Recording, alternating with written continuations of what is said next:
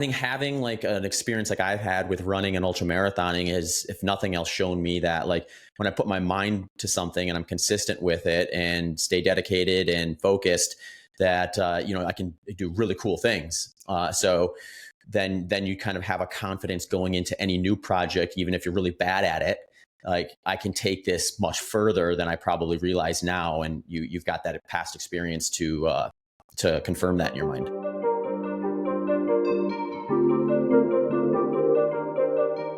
Welcome back to the You Can Too podcast. On today's show, we have the American fastest man to run 100 miles in an insane amount of time. And Zach, I'm excited to dive into your story, dive into what got you into this space of ultra marathons and everything else that you've dove into in these past few years, or really even a couple decades. Zach, I'm so thankful for your time. Thank you for coming on the show. Hey, James. Yeah, thanks for having me. Yeah, absolutely, man. I know that you dove into running early on, many years ago, really, but you dove in as a school teacher, and I'm curious, what was the catalyst that made you decide that you wanted to go full time into this thing?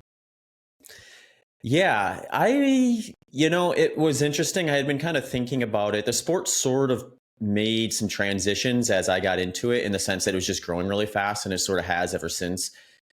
So like the first time, I guess maybe I should just say, when I got interested in running, like ultra marathons were very unrecognized, at least in the United States, and there wasn't really like professional paths forward that were available, or at least that I was aware of anyway at the time. So it was kind of just this thing that was more of a hobby than anything. But then as the sport grew and I sort of progressed with my own results and things in it, there was just opportunities to coach, opportunities to race professionally, and things like that. So um, I got my first like kind of, I guess, meaningful athlete contract around the same time my coaching business started to get some momentum, and it just became a thing where it was like, if I wanted to do well at either teaching or running, I sort of had to pick one.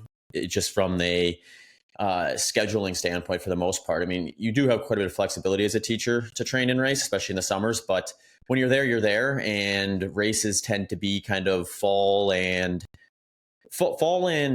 spring time frame, or when a lot of the big ones are. So preparing for them and getting to them in a lot of cases, because at the time I was running at like World 100K Championships, which tended to be an international race and things like that. It was just something where I thought, if I want to do this right, I should probably take it seriously enough where I'm focusing on it full time. And then, since professional athleticism tends to be a shorter career, I thought to myself, if I end up either not liking it or liking it, but eventually I'm not going to be fast anymore, and I can always go back to teaching, but I won't be able to really go back to be a professional athlete at any point when I'm getting older. So I took that opportunity when I had it. In terms of a catalyst, I've been thinking about these things. I did have a co-teacher who kind of prodded me along a little bit, and he had asked me one day after I came back from like a good race, I think, and he was just like, "So when are you gonna do that?" And I said, "Hey, no, I think I'll probably teach for at least another year and just kind of see things where things are at." And he's like, "Dude, what are you doing?" so so he kind of prodded me along to kind of consider it maybe a year earlier than I probably would have on my own. And yeah, then I made that jump with the mindset of, let's just take it one year at a time and kind of see where things go. And here we are, I guess, almost 10 years later now.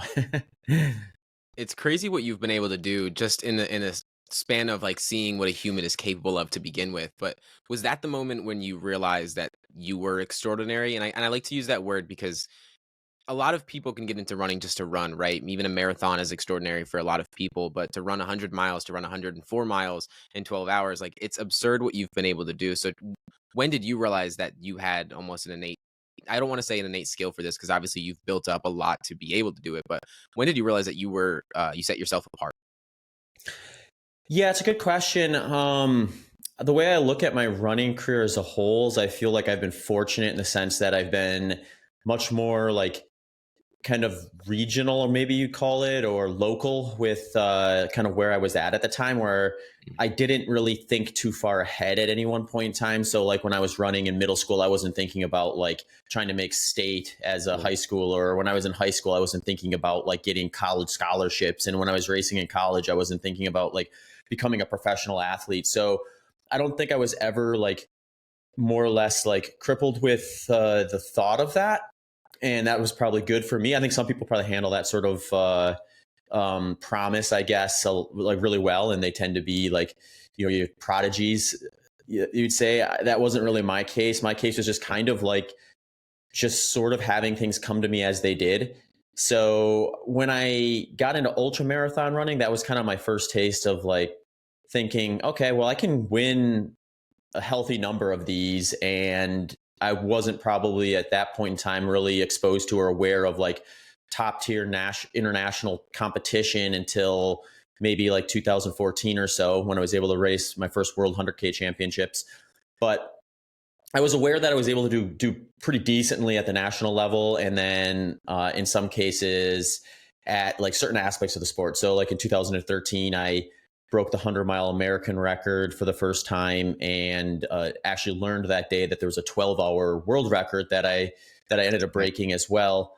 But I was kind of new to the sport and ignorant in a lot of cases. So like it was sort of something where I was like, I figured it out as it went. And then I had enough success where some opportunities just kind of started coming my way that I didn't necessarily like pursue in any vigor. And then, but when they were there, it was like, okay, well, let's see if we can take advantage of these. And yeah, I guess I've been fortunate that like I didn't make enough mistakes early on, where I was consistent throughout the years, and I sort of grew with the sport as the sport's gotten more popular and more competitive. I've been able to kind of continue to produce enough results to be able to race and build kind of a business around running. Because now it's like, the sport is athleticism in general, I would say, has changed a lot since I started getting into ultra marathons, in the sense that it's not necessarily just about results anymore. I mean, those are something you can definitely build a career around, but a lot of it is like, what inputs do you put into that whole process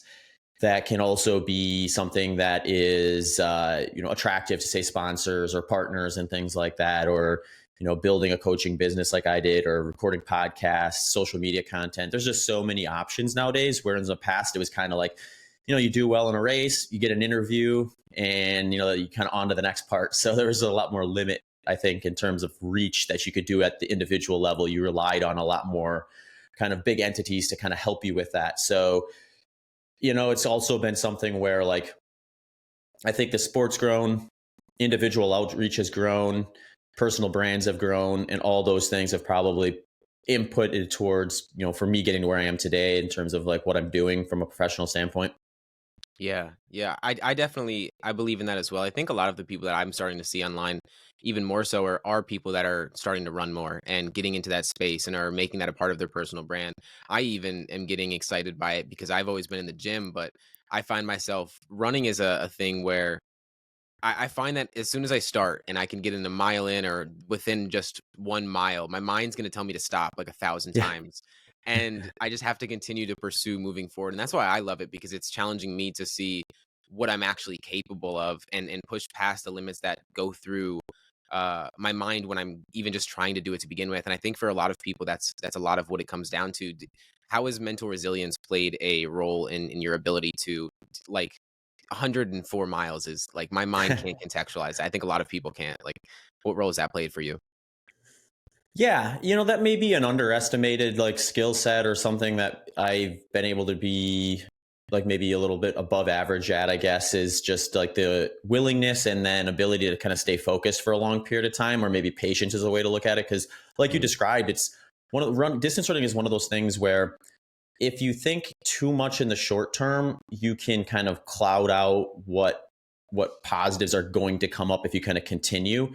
Yeah. So for me, I think just like recognizing that early was helpful, because then as I would kind of gradually progress in things like different races to target, or additional training load adaptations and things like that, it wasn't something where I looked at it as like, too far ahead to the degree where I lost sight of like what I was trying to accomplish at the time.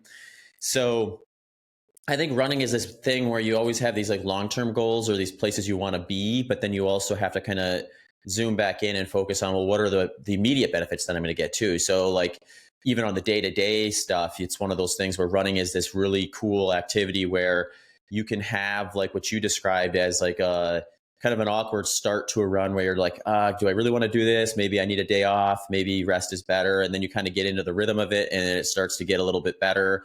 Or maybe it doesn't. But then when you finish, you are just grateful you did it and you start to recognize the different values that come from a run versus just kind of that number on the paper, so to speak, afterwards. And that, like, I guess, real immediate return of what you're doing. So, yeah, I mean, like, I think that all feeds in. I think it's all something where if you take the time to account for it, it adds up. So, like, my best example of that would be just like when I'm preparing for like a 100-mile race, it's easy to think 100 miles is a long ways. Even though I've done it, it's still a lot of time out there.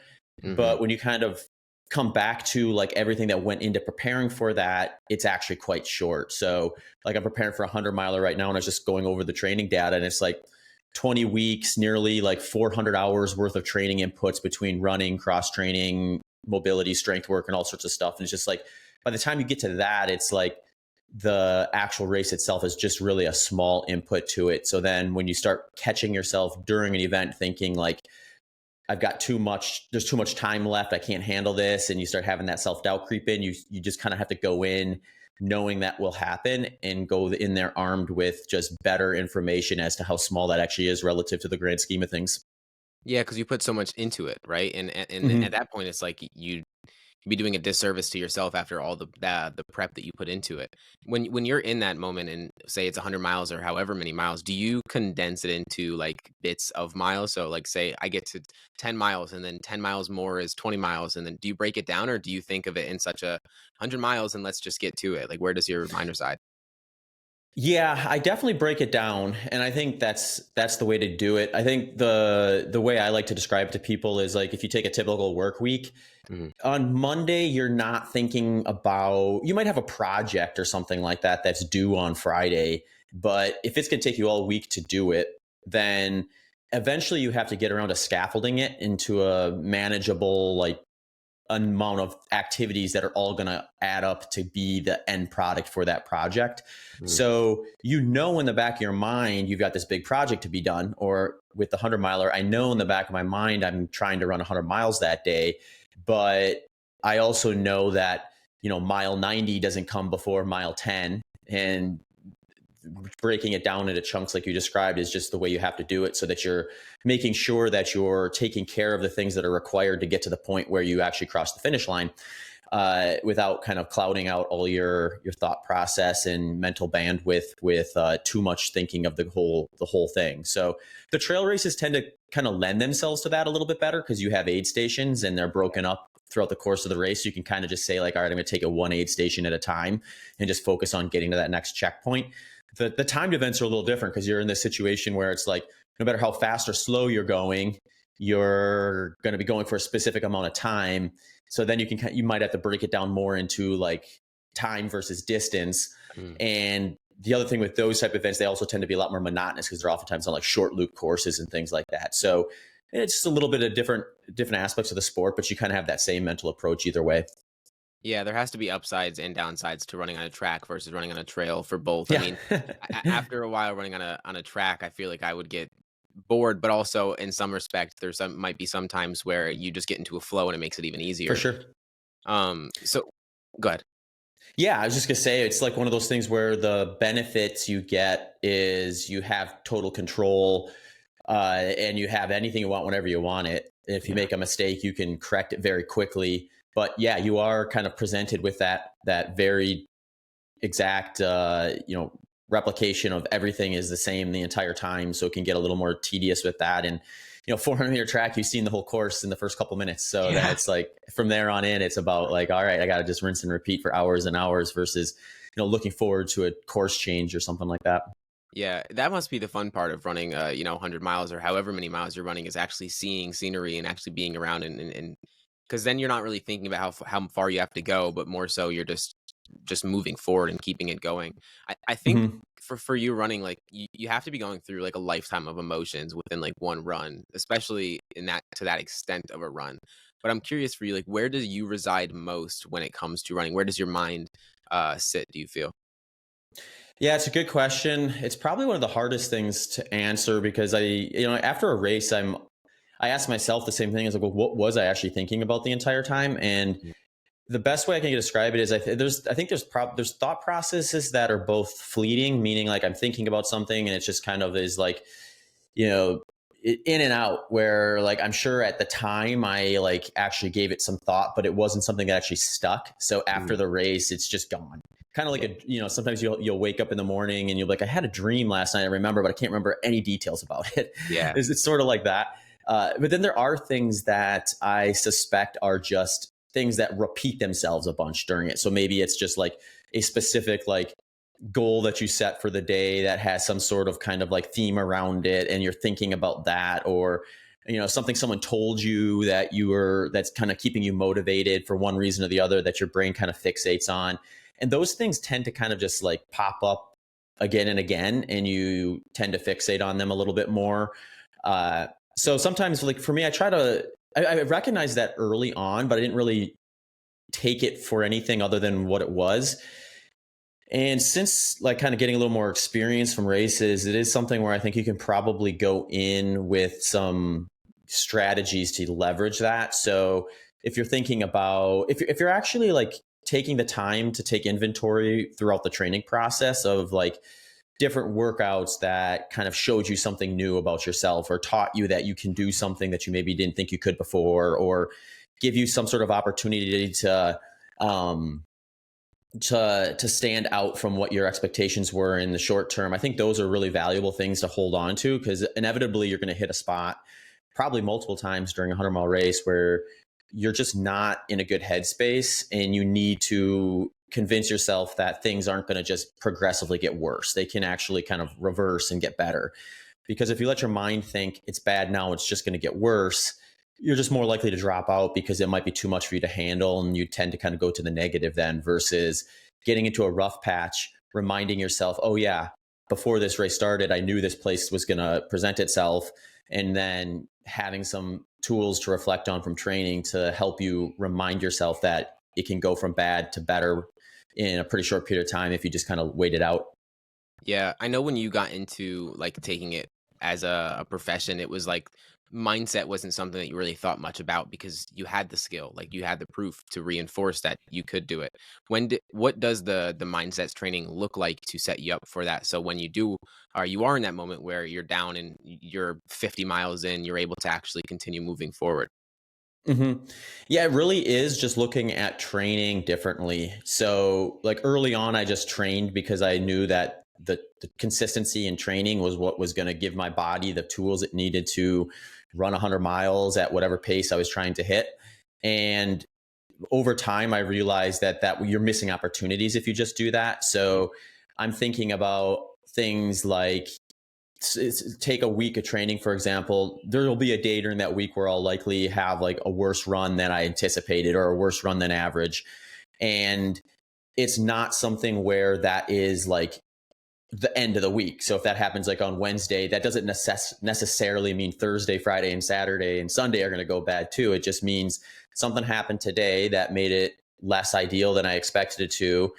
Uh, I need to kind of remedy that if it's something that it needs to be done from like maybe a recovery standpoint or a nutrition standpoint. But ultimately, like Thursday, I could go out and have the best workout of the year or something like that. And I think taking that time to like look at those things and actually like collect that data, or that information from the mental side of how things kind of ebb and flow over the course of a training plan, can really highlight that the race itself is really just a kind of a compressed version of that. We're just doing it in one day versus over the course of days or weeks. And I think the more people take the time to kind of recognize those situations versus just moving through them, the more likely you're going to be to just kind of like gravitate towards that more intuitively on race day. And that's the spot I like to look at, because when you're out there running, you run a lot, and then you get to a point where like you can kind of just produce a specific pace because you know what it feels like. Mhm. So like I could go out without my watch, and if someone told me like, all right, run a 7-minute mile, I could run within seconds of a 7-minute mile, or like a 6:30 mile, I could run within seconds of that, or a 6 flat. And like across the board, I could pretty much like get within seconds of whatever that target is, assuming it's within my reach. The mind kind of has that same kind of intuition if you take the time to let it really kind of gather that information and go that direction. So I think it's just about like when I go out for a run, a training run, thinking of it like, okay, I'm acquiring these physical assets that are going to help me on race day, the culmination of all of them are going to help me on race day. I also need to be mindful of just kind of those mental processes and what am I actually doing during these runs to make them go better. And you learn a lot of stuff from that. So you learn about things like, well, what did I do that kind of fed into a bad workout mentally? What did I do that fed into good workouts? So there's usually a trend line in there for everybody, and identifying what that is can tell you where you don't want your mind to go and where you do want your mind to go. So really it comes down to just like, I think going into the race, knowing that you're going to get presented with mental difficulties. That's not something you're going to be able to avoid. So going in thinking you can avoid it is a mistake, because then when it does happen, you're not going to be ready for it, and you're more likely to go negative because it's something you didn't expect, versus going in expecting it to happen and then having this like essentially arsenal of different like thought processes that helps you get through hard workouts and training, and using them on race day as well. How much would you say is mental and how much would you say is physical? I feel like it's probably hard to compartmentalize those, but I feel it has to be more mental than physical, right? Yeah, I mean, I'm not sure you can quantify it. It's one of Yeah, those things where like no amount of mental strength is going to have you at your best if you don't prepare physically, of course. and no amount of physical preparation is going to overcome like a mental glitch or a mental weakness that Mhm. you're not addressing. So it's one of those things where like it's not really clear to me how those things are separable. For Yeah. one thing, I think there's something that feed into one another so direct or so closely that it's one of those things where, if I have a really good training block and I'm hitting the standards I know I need to hit, that's just going to feed into my mental confidence. So then on race day, if I do feel like, all right, things don't feel great at mile 40, I can look back and be like, well, wait a second, I confirmed for 16, 20, 24 weeks, however long the training block was, that I am ready for this, and the data supports that. So then that just feeds into kind of the mental strength. Whereas if I have a really bad training block and don't do what I'm supposed to doing and really inconsistent, then when I'm presented with that, like my mind doesn't have that mental tool of knowing I did what I need to do. So yeah, it's hard to say like which one is more. I mean, there are definitely situations where I think you learn as you do more of these, where you kind of hit a mental roadblock during a race, even when you're quite fit. And that mental roadblock is just something you're not ready to get over. But then down the road, you go to a race and you get to that same spot. And then that time you do get through it. So you kind of highlight to yourself, okay, I had another level of kind of mental perseverance that I just wasn't aware of, or that I acquired between that last race and this race. And, it's just kind of like the same as the physical attributes you acquire over the years. Like I have physical attributes now that I didn't have when I was in my mid 20s, just because I didn't have the time in the sport and the foundational, building training block after training block after training block that kind of feeds into your success at these longer events. Yeah. Let's say for someone that maybe doesn't have the proof, right? Like maybe they haven't run a race before. I know something I definitely want to run a marathon in my future. Just to say that I can do it and prove to myself, set out for a goal and go after it. How much would you say is like for someone that how much preparation do you think someone needs compared to just jumping into doing something, if that makes sense? Yeah, from like a mental standpoint or physical or both. I think both, yeah. Because like you said, Yeah. they're not comparable really. hmm I mean, from a physical standpoint, I think like it's almost irrelevant if there's like a magic number or a magic training plan that you could follow.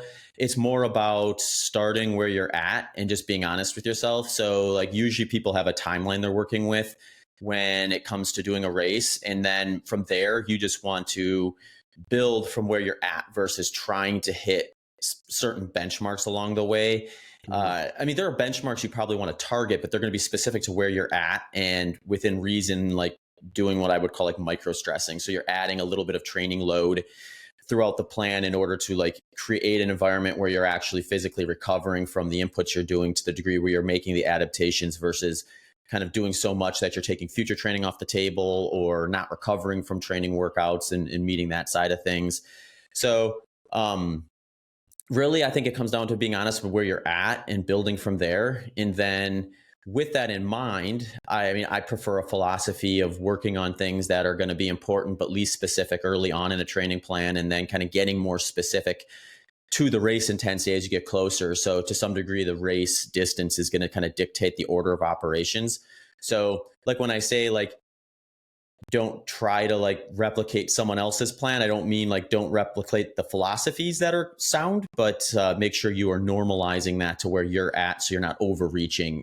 And then it is one of those things where, the more time you have, the better you're likely going to be able to get from a potential standpoint, or your potential on race day. But there's different ways to go about it too. Some people want to just kind of do a race and see kind of where it's at and get that experience, and then go back and kind of repeat the process. And then you can kind of compound processes on top of one another. So you are able to kind of experience the events more frequently. So I think that's a little bit more of an individual personality type. From the mental side of things, it's one of those things where I think like that, where it does compare to the physical is you kind of need the physical to prepare the mental. I don't know that there's really a great strategy for somebody to just like kind of just do the mental side of things. I think like doing the physical stuff and showing yourself in training, you're able to do things that you weren't able to do before, or that your body's responding to things and getting better over the course of the plan, is what kind of brings the mental approach with it. But you can also just, listen to other people who've done it before too, and rely on kind of the information that they're providing in terms of how the process is going, in order to give you the confidence to do the training and acquire those experiences that you can personally reflect on.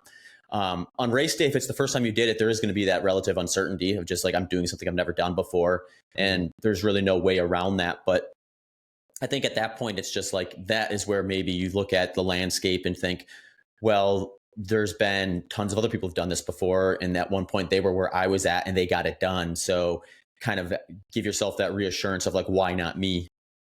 Yeah, that's the whole purpose of this podcast, to help people unlearn those kind of beliefs that we attach ourselves to. Because I think, I mean, at one point, did you think what you've been able to do was possible? Like, was there ever a thought in your mind that you couldn't do it? Oh, absolutely. I mean, like before I was really even aware of ultra marathon running, I was just like, talking to who was going to be my cross country and track coach in college. And he was just telling me like the basic layout of what the freshmen, sophomores, juniors, and seniors would do. And I remember thinking like, there's just no way I was going to do that level of training at any point in my life, much less in that, timeline while I was in college. And then, ultimately I did. And then ultimately I went on to do like that volume of training in races. So it's like, it's one of those things where I think you want to be honest with yourself, so you don't try to get too far ahead, but you also want to recognize that like what is normal to me now may be much different down the road as I kind of continue along this process. So you want to have this healthy balance of being patient so that you don't get too far ahead of yourself, but also recognizing that over time you'll likely surprise yourself, and you'll likely do things you would in the moment think were not possible. Running that much, you're probably not getting much physical benefit at this point. So, what is the main benefit that you get from it, in general? Yeah, I don't think that doing what I do is necessarily like what is necessary for health and like longevity and all that sort of stuff. Yeah. Uh, it's one of those things where I think it brings a lot of fulfillment. I think just to feel like you took something to its logical conclusion, or you took something to where you can, end it at some point, or scale back from it at some point and say, I really explored my limits there. Like Mhm. I know that I couldn't do more, realistically. And I think that is just a valuable lesson. And whether you get that from ultra marathon running or something else is probably, the question people should be asking themselves, because it doesn't require ultra marathons to do that. That's just the path I took, or have been taking. And yeah, I mean, you learn so much. I mean, like just the stuff we've talked about today, I think it's like there's so many things that translate away from just using that approach that I do for training and racing on the physical mental side, and looking at other things through that same lens of like, take something like podcasting. It's like, if you want to start a podcast, eventually you might have 300-400 episodes, but to be like consumed by getting to 300-400 episodes before you've recorded your first one is probably putting it a little bit, or thinking a little too far ahead. Mhm. And you want to kind of scaffold things like I was talking about before and think about, well, what are the things, the inputs I need now in order to be successful when I do get to that point. Um, so yeah, I think having like an experience like I've had with running and ultra marathoning is, if nothing else, shown me that like when I put my mind to something and I'm consistent with it and stay dedicated and focused, that I can do really cool things. So then you kind of have a confidence going into any new project, even if you're really bad at it. Like I can take this much further than I probably realize now, and you've got that past experience to confirm that in your mind. Yeah, very true, and it's insane. It's amazing to see you continue to almost one up yourself in some respect, right? I'm curious for you, like I know there's been times when you've run and you get to a point where, say, you're 80 miles in or however many miles in, and maybe your Achilles is hurting or something's hurting, but you continue to run until there's a point where you stop. What is it that makes you decide that this is a time I should stop rather than when you start hurting, if that makes sense? So are you saying like if you drop out of a race, or just when you push through something to get to a finish? Yeah, I guess just like knowing when to stop. What gauges that for you? Yeah, for me, I mean, there's different inputs, and I think that changes. So, like, if it's something where I find that, like, what I'm going to do, this feels like it's an injury that is not going to go away if I don't stop and take care of it now, versus this is just kind of the wear and tear I should expect going into this. So, I mean, that does take some learning, because Yeah. obviously, like, you don't always know. So you're always kind of making a best guess to some degree. So I'm sure there are times where like I assumed things were physically too hard to continue. So I stopped, when in reality, they probably would have been fine had I continued. And then, I mean, fortunately for me, I don't think there's been any races where I've had an experience where I pushed through something and then found afterwards like that was dumb. Now I'm hurt for the next half year. I've had injuries that have caused me to take some time off, but not to the degree where it was like, a race was the actual like kind of breaking point, so to speak. So I Gotcha. mean, you are kind of left with that sort of like uncertainty when you're making those decisions. But um I think generally, I also like to think of it just like, well, what is the purpose of this particular event for you? Mm, Um, and the people that are helping you with it too, because a lot of times these come with support and stuff like that, and you're doing it for other reasons other than yourself a lot of times. So, uh, kind of weighing all that stuff against, what's the repercussions of not finishing. So, if you look at it from like the professional side of things, I mean, like if you have a situation where like you're racing and you need to execute at a certain level in order to kind of sign a contract the next year or keep your sponsors happy. I mean, some people drop out of races all the time so they can kind of like go back and do another race sooner. I think that's a very reasonable thing to yeah. consider if you're a professional athlete when it comes to like building a resume and stuff like that. But again, that's also a balance too, because I've had races where I thought I didn't have it that day, and then I stayed the course and I'm having a really, really good race. So I think you want to be sort of honest with yourself when you're kind of making those assessments. But it is definitely an intuition. I don't think there's necessarily like a clear recipe to like knowing exactly if you're making the right decision at the time or not. Yeah, and that's why I ask. I think because I think for a lot of people, they're trying to gauge whether if they're kind of giving up, if they're taking a step back, or if it's actually needed, right? And I think Hmm. for something like you, where it's tangible, it's an actual physical thing that you're doing. It almost makes it even more difficult to make that decision to figure out what it really is, because sometimes it's like the 40% rule, like your body is gonna, or your mind's gonna give up before your body does, so it's Hmm. really seeing what you're capable of. How often do you find that there's a next level or a next version of yourself that you're stepping into that you realize, I didn't realize I could actually do that, and then you kind of amaze yourself? Yeah, I wouldn't say it's like super often. I mean, I think just by the nature of it, it's one of those things where those type of experiences tend to come when you've outperformed everything you've done in the past. So you probably have those experiences more often early because you just are much further from your true potential. Mm, Versus where I'm probably at now in my career, where I think I can make improvements in certain races and things like that, but the margin of improvement is much smaller than it was 10 years ago.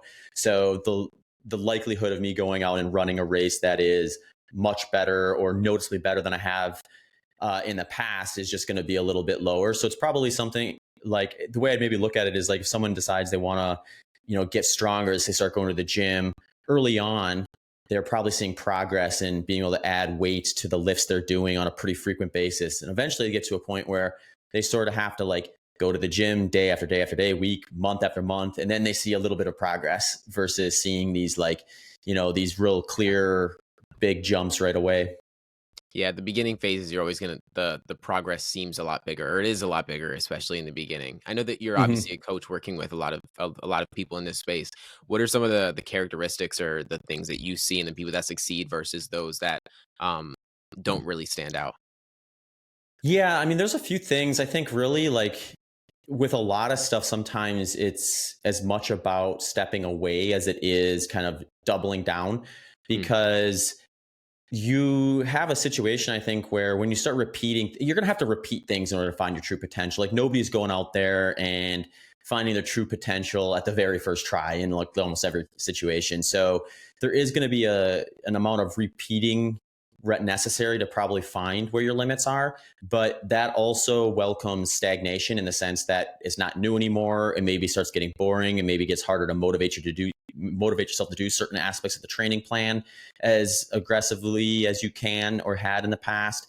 So I think like stepping away in the sense that you don't have to like stop running in this situation, but maybe like change your focus for a while. So the cool thing about ultra marathons is you can always do a different type of course or do a different distance, or in running in general, you can do that and kind of give yourself a reset on whatever your primary goal is so that when you come back, you kind of have a like a refresher of like the whole process, or you're refreshed for that whole new process. It doesn't just feel like you're rinsing and repeating it all. So I see that as like people who are willing to do that, step away for a little bit from their kind of primary goal, to get that kind of mental reset is a big one. Then the other one is just like an ability to kind of reflect mm. on what went well and what didn't go well and be like confident and accurate about it. So like, if someone's looking at their training and they're noticing like, okay, there's these three things that, were suboptimal. If I want to do better, I have to clear those up. And, in ultra running, it can be a whole series of different things all the way to like the race course itself when you're pacing and things like that. So people who are like really like a little more detailed, I think, in terms of kind of how they're assessing the process, both leading into the race and during the race, are going to be more likely to probably account for those things and then learn from them and then make that progress from one race to the next. So both are really taking a step back and actually taking an assessment, it seems. And Oh yeah. Hmm. and it's funny it works that way because you'd think that or I think most people would think that the ones that succeed are the ones that are always grinding, that are always moving forward. But it's counterintuitive to do that because when you're doing something and you're doing something enough times, it's like you said, the repetition almost becomes monotonous and you don't make any kind of pivots in that. How much do you Hmm. think? And this is going to be a hard question to answer, but there's repetition, there's skill, and then there's the resilience that you actually put into it and the effort.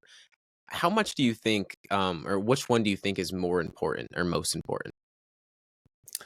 um I mean, consistency is probably the most important thing. Mm, So, like, whether the consistency, if you're just looking at kind of like the physical development, if I'm understanding your question right, I think that mm. would be one where it's like there's really no way around it. Like, if you're not consistent in your training, you're just not likely to make long-term goals or objectives the way you would be.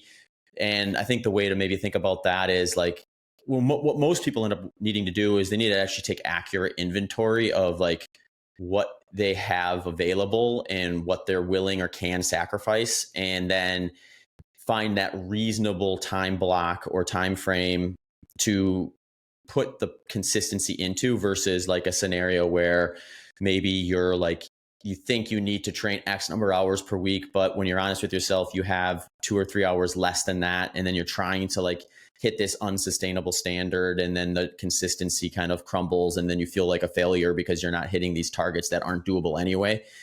Yeah. Um, yeah, but I mean, like the resiliency thing, I think it's like that's probably something where like people either have life lessons that they've experienced where they've experienced being able to kind of like succeed at something even though they failed a bunch of times. And then there's people who maybe don't have those experiences and it's going to be harder for them in most cases, I think, to like have that mindset of, oh, it doesn't matter as much that it takes me a long time to figure this out. It just matters that I figure it out. Yeah. And I'd love to dive deeper into that part of the mental resilience is something that's really big, and I'm curious of your perspective on the internal criticism that we have upon ourselves, like setting those those unrealistic standards that we have that set us up for failure in the future. What is the and I don't really know how to ask this question, but there's the criticism that we have for ourselves, and then we also have that the self love and the position to ourselves that we have to give ourselves the okay, this is going to allow me to take a step back so that it can show up better tomorrow. How did you manage those two versions of yourself, or the standard for yourself that you want to hold yourself accountable to, while also allowing yourself to kind of take a step back, if that makes sense? Yeah, I mean, I think really this sounds kind of like almost like how do you know what your true potential is? Mhm. So like the way I like to look at it is it sort of doesn't matter what your true potential is in the moment if you're not willing to explore where your potential is right now.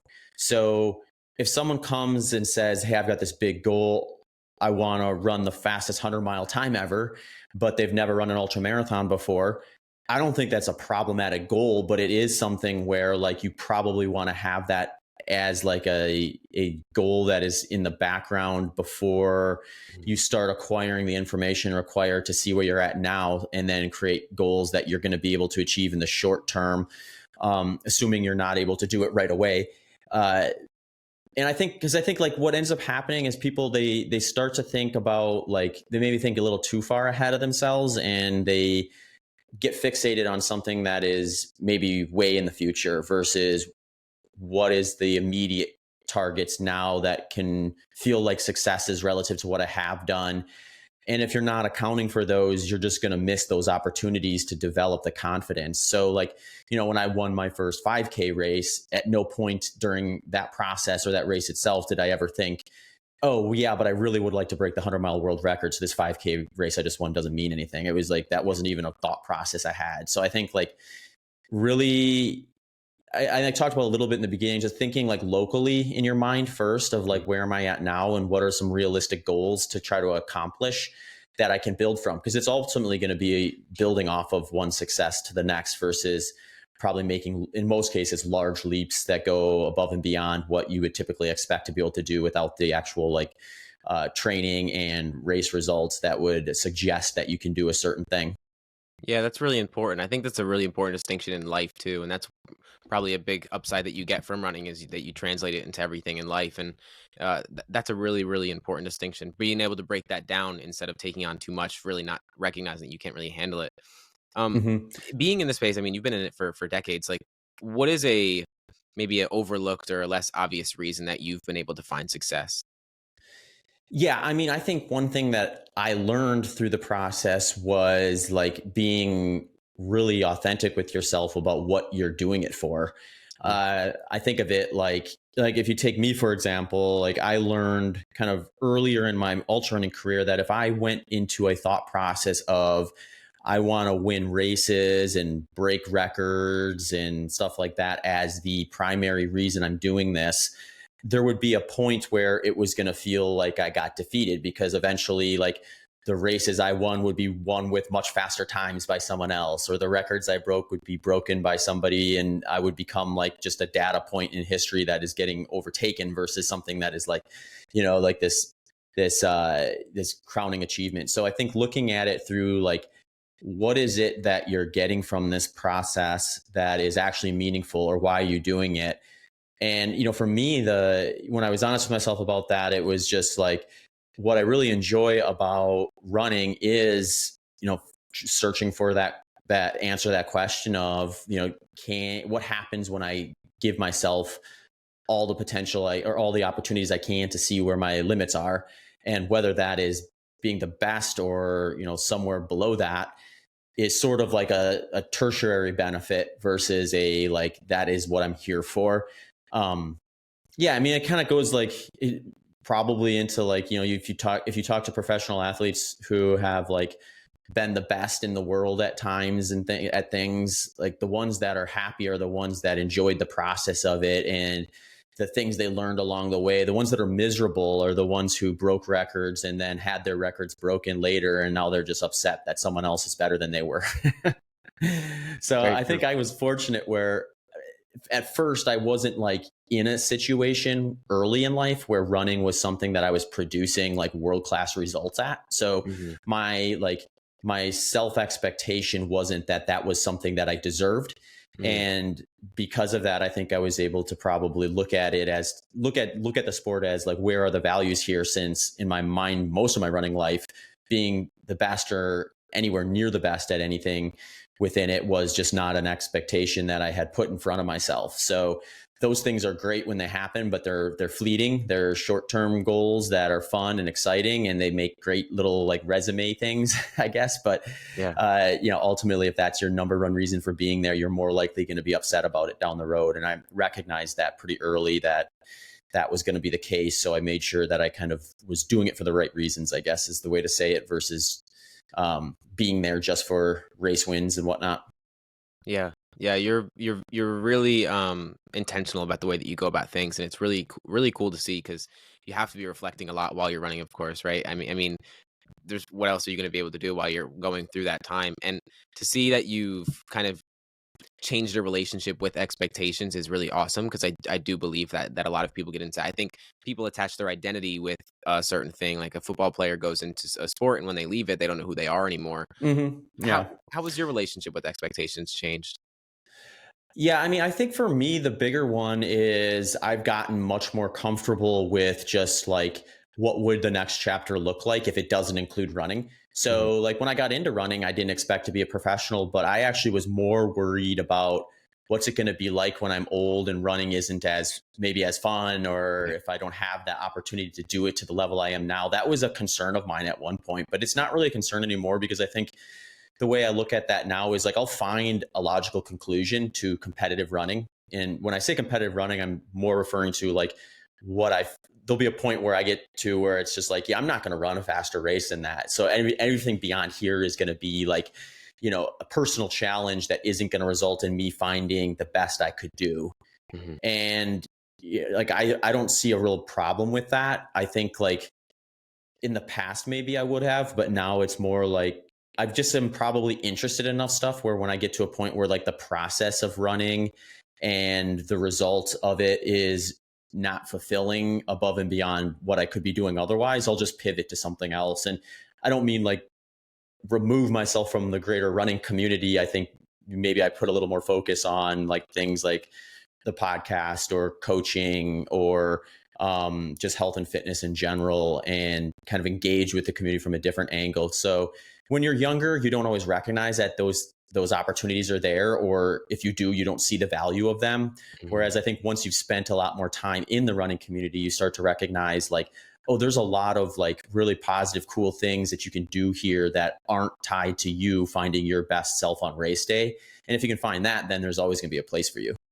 When it comes to doing something, especially physical, right? We can have expectations for what we want to do, and then we can have standards for ourselves that we actually set out to do. So, like you said earlier, you've kind of let go of the expectation of trying to achieve said goal, but just more so getting used to doing it every day. Has that relationship, like, how has that relationship developed? I guess does that make sense? I mean, I definitely still have expectations that I want to try to achieve, but they're usually based more on like what have I done and is there more to give. So like, when I reflect back on like the fastest races I've had or the best races I have, I don't have like an indication in my mind that like that was the limit for me, at least not from my current perspective. So then my next objective is going to be from a result standpoint to try to see if I can just do a little bit better than I did the time before.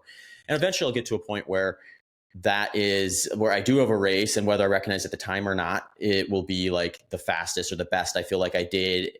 And I'll be able to reflect back on that when I have like the ability to look at the entirety of my career. But it's just something where I think like as long as the desire to try and I'm reasonable with myself, I think like there's certain things like, when I'm 60, I'm probably not running my fastest 100 miles at that time. Like, I'm looking at it through the lens of what was my best performance versus is there still a better one there. But yeah, I mean, I think like there's those motivators, and then there's just like the motivators of like expectations that I set out for myself that are based on just what I know is going to work in training. So like I know what I need to do to feel ready and be ready for to run a 100 miler capable of what I've done in the past or better. So then it's just about like holding myself accountable to doing those things along the way. So that would be more of the short term objective thing, is just like saying, okay, I have a blueprint for this.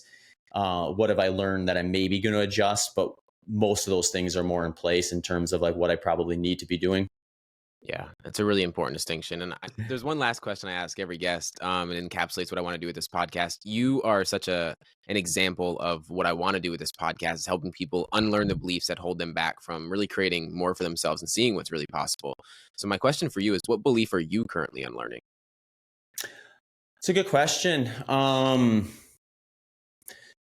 I would say like one belief I'm unlearning is, or maybe not unlearning so much as I'm currently experiencing, is just like there are going to be like different phases in your career where like you have, or when you've done something as long as I have with running, there are going to be things that worked prior that just aren't going to work anymore, or that you're going to have to do differently in order to account for all sorts of things that change in your life, whether it's like you're living in a new place, whether it was like, you have an injury that you recovered from, or you're just a little bit older and now you can't get away with mistakes that you did when you were younger. So I think like looking at like the process of training for say 100 miler and being honest about like, well, what are the things that I need to be able to do to actually maximize my potential here versus the things that I can either add or subtract in order to make it more sustainable for me now versus when I did it before. Yeah. Yeah, it's really important. Again, a lot of what you've talked about is reflection, and I think it's so important to think about, um, to be more diligent about thinking about those kind of things. So, Zach, I appreciate your time immensely. Thank you so much for coming on the show. Where can people find you? Yeah, absolutely. Thanks for having me, James. It was great to chat. If you want to kind of link up to everything I'm up to, my website is just zachbitter.com. That's got links to like my social media, podcast, coaching, and all that stuff. From a social standpoint, I'm most active on Instagram. That's just at Zach Bitter. Yeah, everything will be in the show notes as well. Thank you again, brother. Awesome. Take care.